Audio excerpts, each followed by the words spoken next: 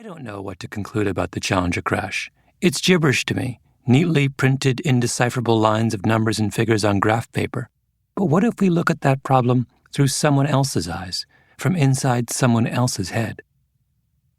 You will, for example, come across a story where I try to understand the difference between choking and panicking. It was a piece inspired by John F. Kennedy Jr.'s fatal plane crash in July of 1999. He was a novice pilot in bad weather, lost the horizon, as pilots like to say, and went into a spiral dive. So I had a pilot take me up in the same kind of plane that Kennedy flew, in the same kind of weather, and I had him take us into a spiral dive. It wasn't a gimmick. It was a necessity. I wanted to understand what crashing a plane that way felt like, because if you want to make sense of that crash, it's simply not enough to just know what Kennedy did. The picture problem is how to make sense of satellite images, like the pictures the Bush administration thought it had of Saddam Hussein's weapons of mass destruction. I got started on that topic because I spent an afternoon with a radiologist looking at mammograms, and halfway through, completely unprompted, he mentioned that he imagined that the problems people like him had in reading breast x-rays were a lot like the problems people in the CIA had in reading satellite photos. I wanted to know what went on inside his head, and he wanted to know what went on inside the heads of CIA officers. I remember at that moment feeling absolutely giddy. Then there's the article after which this book is named. It's a profile of Cesar Millan, the so-called dog whisperer. Millan can calm the angriest and most troubled of animals with the touch of his hand. What goes on inside of Millan's head as he does that? That was what inspired me to write the piece.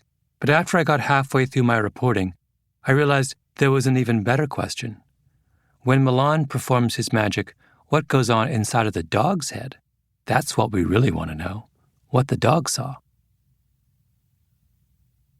The question I get asked most often is, where do you get your ideas? I never do a good job of answering that. I usually say something vague about how people tell me things, or my editor Henry gives me a book that gets me thinking, or that I just plain don't remember. When I was putting together this collection, I thought I'd try and figure out that once and for all. There is, for example, a long and somewhat eccentric piece on why it is that no one has ever come up with a ketchup to rival Heinz. How do we feel when we eat ketchup? That idea came from my friend Dave, who is in the grocery business.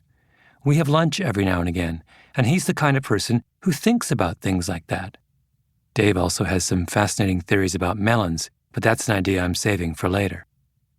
There's another story called True Colors, about the women who pioneered the hair color market. I got started on that because I somehow got it in my head that it would be fun to write about shampoo. I think I was desperate for a story. Many interviews later, an exasperated Madison Avenue type said to me, "Why on earth are you writing about shampoo? Hair color is much more interesting." And so it is.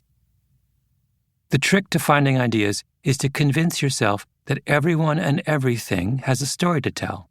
I say trick, but what I really mean is challenge, because it's a very hard thing to do. Our instinct as humans, after all, is to assume that most things are not interesting. We flip through the channels on the television and reject 10 before we settle on one. We go to a bookstore and look at 20 novels before we pick the one we want. We filter and rank and judge. We have to. There's just so much out there. But if you want to be a writer, you have to fight that instinct every day. Shampoo doesn't seem interesting? Well, damn it, it must be. And if it isn't, I have to believe that it will ultimately lead me somewhere that is.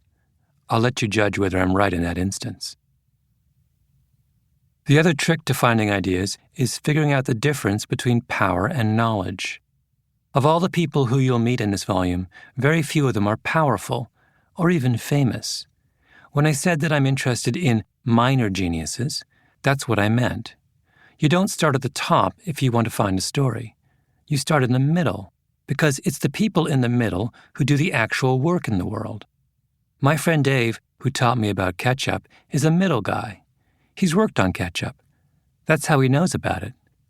People at the top are self-conscious about what they say, and rightfully so, because they have position and privilege to protect, and self-consciousness is the enemy of interestingness.